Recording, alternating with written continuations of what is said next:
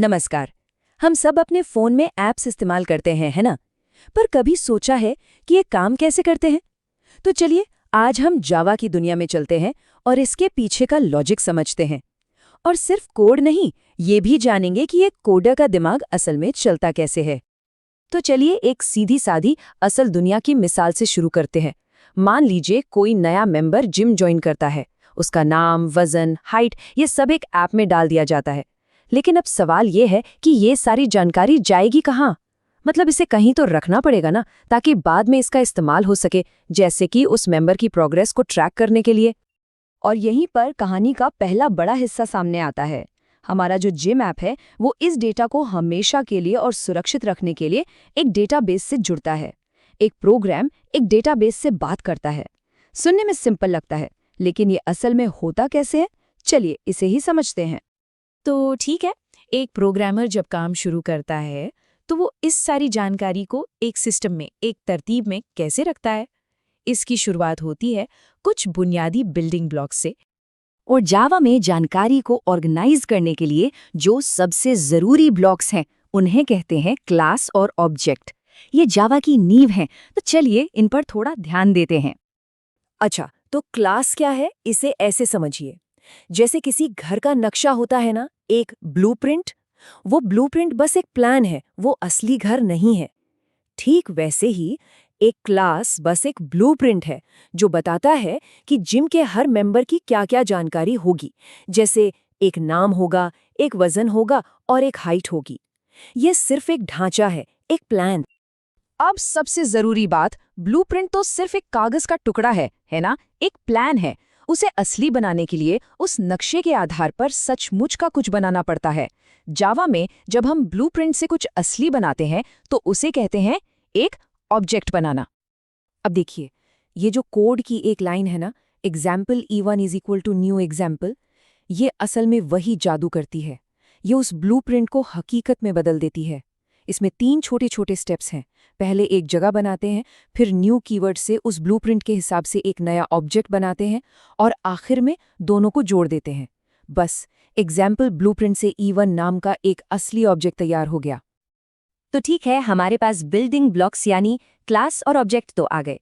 लेकिन सोचिए, जब कोई प्रोग्राम चलता है तो कंप्यूटर को कैसे पता चलता है कि उसे शुरू कहाँ से करना है? मतलब पहला कदम कहाँ रखना है? चलिए देखते हैं कि जावा में कोड को जिंदा कैसे किया जाता है। जरा सोचिए, एक बड़े एप्लीकेशन में तो सैकड़ों, हजारों हिस्से हो सकते हैं, तो कंप्यूटर कहाँ से शुरू करे? इसे एक रेस की तरह समझिए।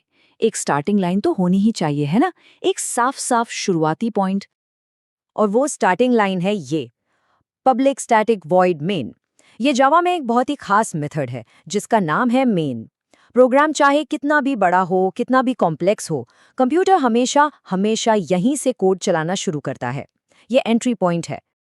इसका सीधा सा मतलब ये है कि एक क्लास में भले ही 10 अलग-अलग काम करने वाले कोड के हिस्से यानी मेथड्स लिखे हों, लेकिन जब प्रोग्राम रन होगा तो कंप्यूटर अपने आप सिर्फ और सिर्फ मेन मेथड के अंदर जो लिखा है उसे ही चलाएगा।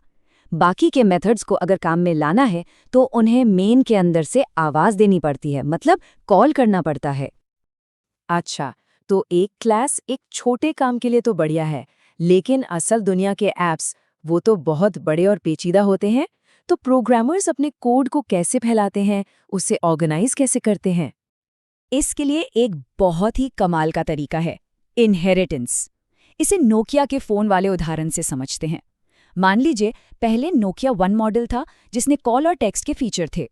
अब नोकिया 2 बनाना है, तो क्या सारे फीचर फिर से लिखेंगे? नहीं, नई क्लास पुरानी क्लास को एक्सटेंड कर लेगी। इसका मतलब कॉल और टेक्स्ट की फीचर उसे विरासत में मिल गए और बस कैमरा और म्यूजिक जैसे नए फीचर जोड़ने पड़े। कितना स्मार्ट तरीका है ना? और सोचिए, जब प्रोजेक्ट्स बहुत बड़े हो जाते हैं तब क्या होता है? चीजें बिखरने लगती हैं। यहीं पर पैकेज काम आते हैं।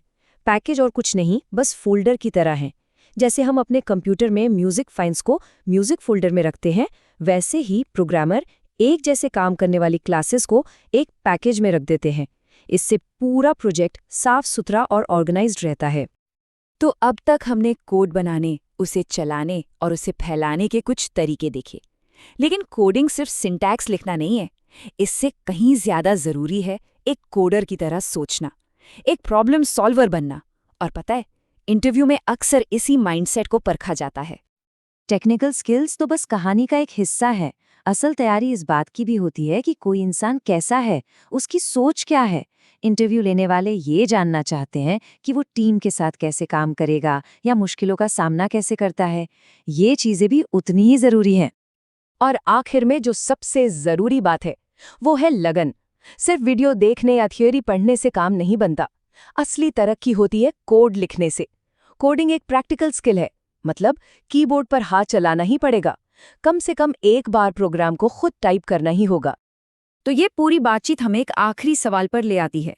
क्या कोडिंग सीखना सिर्फ भाषा के नियम यानी सिंटैक्स को रटना है, या फिर ये लॉजिक की कला में माहिर होने के बारे में है? सच तो यह है कि सिंटैक्स तो बस औजार हैं। असली कला तो उन औजारों का इस्तेमाल करके किसी मुश्किल को सुलझाना है,